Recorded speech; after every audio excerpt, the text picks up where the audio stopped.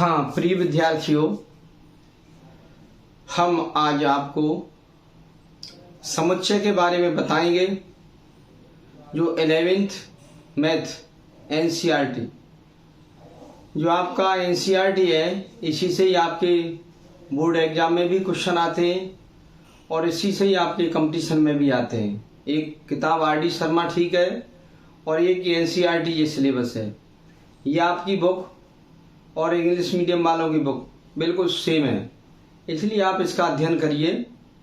और प्राइवेट किताब वाले तो बहुत पैसा खर्च करा देते हैं। ये जो एनसीईआरटी की किताब है हिंदी मीडियम वाली, ये सरकारी किताब है, इस पर पीछे देखना मोहर लगी होगी। तो देखिए, हम ये समुच्चय के बारे में आज बताने जा रहे हैं कि समुच्चय क्या होता है। देखेंगे कक्षा 11 गणित एनसीईआरटी अध्याय 1 समुच्चय, जिसे सेट्स कहते हैं। समुच्चय होता क्या है? समुच्चय कोई लोग बहुत कठिन समझते हैं, न मालूम क्या होता है। कोई क्रिया होती है या कोई वस्तु होती है, क्या होता है? तो देखो, इसके बारे में हम बताते हैं। समुच्चय क्या है, जिसे सेट्स कहते हैं। अवयवों या सदस्यों या तत्वों या वस्तुओं के सुपरिभाषित संग्रह को समुच्चय कहते हैं। सुपरिभाषित होता है सही सही जानकारी प्राप्त होना, वो सुपरिभाषित होता है। सही सही जानकारी का मतलब बिल्कुल क्लियर, कोई उसमें ऑब्जेक्शन नहीं उठा पाई, सब लोग वही बात एक ही कहें, तो वो सुपरिभाषित होता है। और संग्रह मीन्स होता है कलेक्शन करना, यानी इकट्ठा करना या एकत्रित करना, ये संग्रह कहलाता है। ये लिखा है सुपरिभाषित, माने सही सही ज्ञान, सही सही उसके बारे में जानकारी प्राप्त करना, और उससे जानकारी सही सही प्राप्त हो जाए, वो सुपरिभाषित होता है। सुपरिभाषित संग्रह को समुच्चय कहते हैं। संग्रह माने होता है इकट्ठा करना, कलेक्शन और एकत्रित करना, एक ही बात होती है। ये जैसे ताश के पत्तों का संग्रह, ताश के पत्ते होते हैं, आपने ताश तो खेले नहीं होंगे, वैसे ताश के द्वारा प्रायिकता के क्वेश्चन कराए जाते हैं। तो ताश के पत्तों का संग्रह, संग्रह माने उनको इकट्ठा कर लेना। तो ये रहा। प्राकृत संख्याओं का संग्रह, प्राकृत संख्याओं के बारे में बताएंगे। प्राकृत संख्या होती हैं, 1 से स्टार्ट होती हैं, 1 2 3 4 5 6 7 और चलती चली जाती हैं, पता नहीं कहाँ तक जाएंगी। ये प्राकृत संख्याओं का समुच्चय होता है। तो देखो, ये क्रिकेट के खिलाड़ियों का संग्रह, जो क्रिकेट में खिलाड़ी खेलते हैं उनको इकट्ठा कर देना, ये रहा। अंग्रेजी वर्णमाला के अक्षरों का संग्रह, अंग्रेजी वर्णमाला के अक्षर भी आप जानते हैं, अंग्रेजी ABCD पढ़ी होगी, इनके अक्षरों का संग्रह कर लो, उनको एकत्रित कर लो, तो ये समुच्चय कहलाता है। ये क्या है? अवयवों, सदस्यों या तत्वों या वस्तुओं के सुपरिभाषित संग्रह को समुच्चय कहते हैं। इनके बारे में सही सही जानकारी प्राप्त हो जाए, उनको यदि इकट्ठा कर ले, चाहे वो वस्तु हो, चाहे अक्षर हो, चाहे नंबर हो, कुछ भी हो, उनको इकट्ठा कर ले तो उसको समुच्चय कहते हैं। अब वो क्या है? समुच्चय को अंग्रेजी वर्णमाला के बड़े अक्षर से प्रकट किया जाता है तथा अवयवों को महिला कोष्ठक में बंद कर देते हैं। समुच्चय को 2 प्रकार से निरूपित किया जाता है। देखो, समुच्चय एक तो ये है कि इनको हम निरूपण समुच्चय का करेंगे, अंग्रेजी वर्णमाला का जो बड़ा अक्षर है उससे कर देंगे। देखो, ये दिखाई दे रहा है ए, बी लिख सकते हो, डी लिख सकते हो, सी लिख सकते हो, पी लिख सकते हो, क्यू लिख सकते हो, कैपिटल आर लिख सकते हो। माने बड़े अक्षर से, अंग्रेजी वर्णमाला के बड़े अक्षर से प्रकट किया जाता है और अवयवों को महिला कोष्ठक में बंद कर देते हैं। तो देखो, महिला कोष्ठक ये लगा हुआ है, ये महिला कोष्ठक लगा हुआ है, ये महिला कोष्ठक लगा हुआ है, ये महिला कोष्ठक लगा हुआ है, ये महिला कोष्ठक लगा हुआ है। अगर आपने महिला कोष्ठक में बंद नहीं किया तो आपका प्रश्न गलत माना जाएगा।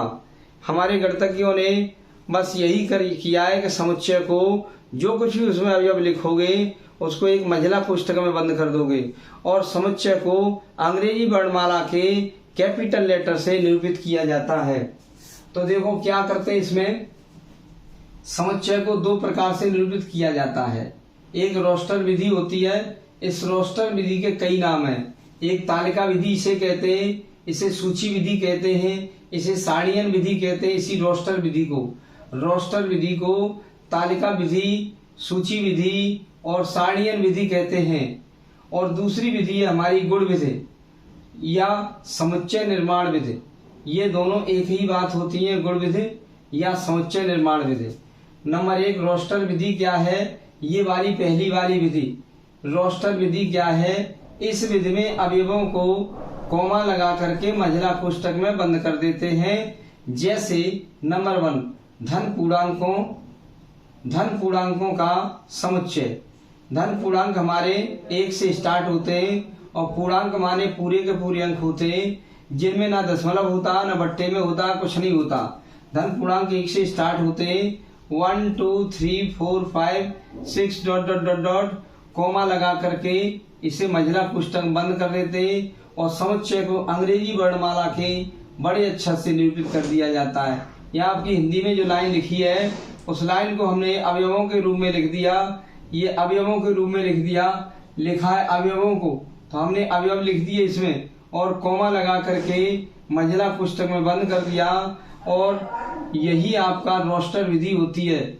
इस विधि में अवयवों को कॉमा लगाकर महिला कोष्ठक में बंद कर देते हैं। जैसे धन पूर्णांकों का समुच्चय। धन पूर्णांक सभी लोग जानते हैं कि 1 से लेकर के और अनंत तक होते, पूरे के पूरे अंक होते, इनमें कोई माइनस का नहीं है, सभी धन पूर्णांक हैं। हम जान गए कि ये धन पूर्णांकों का हमने संग्रह कर लिया, ये सुपरिभाषित हैं। किसी को भी कहीं भी जाके पूछ लो कि हमारे धन पूर्णांक क्या होते हैं, हर किसी का जवाब यही होगा कि 1 से स्टार्ट होते हैं, 1 2 3 4 और अनंत तक चले जाते हैं। किसी को भी कहीं भी किसी जगह पूछ सकते हो ये आपके धन पूर्णांक होते हैं, तो इन्हें कहेंगे हम सुपरिभाषित। सुपरिभाषित का मतलब होता है जो निश्चित रूप से हर कोई वही एक ही बात बताए, जो आपने देखी है बात वो हर एक कोई वही बताए, तो ये सुपरिभाषित हो जाता है। अगर कोई थोड़ा भी एंटी बता रहा है, उसमें कोई ये कह रहा है हो सकता है, नहीं हो सकता, तो वो सुपरिभाषित नहीं होता है। तो ये सुपरिभाषित हमने कर दिया। देखो ये सबको यही बताएंगे, धन पूर्णांक यही होते हैं और उनके एकत्रित करने को यानी संग्रह करने को, सुपरिभाषित संग्रह करने को समुच्चय कहते हैं। ये अवयव है हमारे, अवयवों को इकट्ठा कर दो, एक महिला कोष्ठक बंद कर दो, वो समुच्चय होता है। अब एक और हम इसका उदाहरण ले रहे हैं रोस्टर विधि का। अंग्रेजी वर्णमाला के स्वरों का समुच्चय। अंग्रेजी वर्णमाला के स्वर आपने पढ़े 5 होते हैं, AEIOU। आप कहीं भी किसी को भी पूछ लो अंग्रेजी वर्णमाला में कितने स्वर होते हैं, हर कोई यही उत्तर देगा कि अंग्रेजी वर्णमाला में 5 स्वर होते हैं, AEIOU ये होते हैं। तो ये सुपरिभाषित हो गए। और संग्रह माने इकट्ठा कर लो इनको। ये लिखा है अवयवों, सदस्यों, तत्वों, वस्तुओं के सुपरिभाषित संग्रह को समुच्चय कहते हैं। ये सुपरिभाषित है और हमने इकट्ठे कर लिए, संग्रह कर लिया है, उसी को समुच्चय कहते हैं। और रोस्टर विधि में कॉमा लगा करके हम अवयवों को महिला कोष्ठक बंद कर देते हैं और अंग्रेजी वर्णमाला के इनको बड़े अक्षरों से निरूपित कर देते हैं समुच्चय को। कोई भी विधि हो इसको कर दिया जाता है। आप देखेंगे समुच्चय निर्माण विधि या इसे गुण विधि भी कहते हैं। गुण विधि या समुच्चय निर्माण विधि होती है। कौन सी दूसरी विधि है? समुच्चय निर्माण विधि। इस विधि में दिए हुए अवयवों का गुण लिख दिया जाता है। जैसे नंबर 1 कोई आपका एक समुच्चय दिया हुआ है 1 2 3 4 5 डॉट डॉट डॉट डॉट और दिया है। हम ये क्या कहेंगे, इसे समुच्चय निर्माण रूप में कैसे लिखेंगे? A equal x such that x एक प्राकृत संख्या है। हम इसे प्राकृत संख्या भी कह सकते हैं या इसे धन पूर्णांक भी कह सकते हैं। आपकी बात है कि ये धन पूर्णांक भी है और इन धन पूर्णांकों को हम 0 को छोड़ दें तो हमारा एक प्राकृत संख्या बन जाती है। इसको भी हम बताएंगे अगले वीडियो में। प्राकृत संख्या होती है 1 से लेके स्टार्ट होती हैं और धनात्मक होती हैं, पूरे के पूरे अंक होते हैं। ये नेचुरल नंबर्स होते हैं, इन्हें प्राकृत संख्याएं कहते हैं। तो क्या है, इस विधि में दिए हुए जो अवयव हैं उनका गुण लिख दिया जाता है। जैसे आपका कोई ये समुच्चय दिया है A = 1 2 3 4 5 ये दिया है। इसे समुच्चय निर्माण रूप में लिखना है या गुण विधि में लिखना है या समुच्चय निर्माण रूप विधि करनी है आपको, तो क्या करते हैं, A इनका गुण लिख दिया जाता है। ये जरूर लिखा जाता है समुच्चय निर्माण में x सच दैट x, ये अनुपात का चिन्ह नहीं है, ये सच दैट है। एक प्राकृत संख्या है, ये प्राकृत संख्या है। आप धन पूर्णांक भी लिख सकते हैं तो वो भी यहाँ चल जाएगा। और सेकंड पॉइंट देखेंगे, एक समुच्चय दे रखा है AEIOU, ये दे रखा है, इसे समुच्चय निर्माण रूप में लिखना है। तो क्या करेंगे, अभी तो ये रोस्टर रूप में लिखा हुआ है, इसे समुच्चय निर्माण रूप में लिखना है। A = x such that x एक अंग्रेजी वर्णमाला का स्वर है, ये अंग्रेजी वर्णमाला का स्वर है। एक का मतलब ये या ये कोई भी देख लो, ये एक अंग्रेजी वर्णमाला का स्वर है। केवल एक अक्षर नहीं है, सभी के बारे में बता दिया गया है कि ये एक अंग्रेजी वर्णमाला का स्वर है।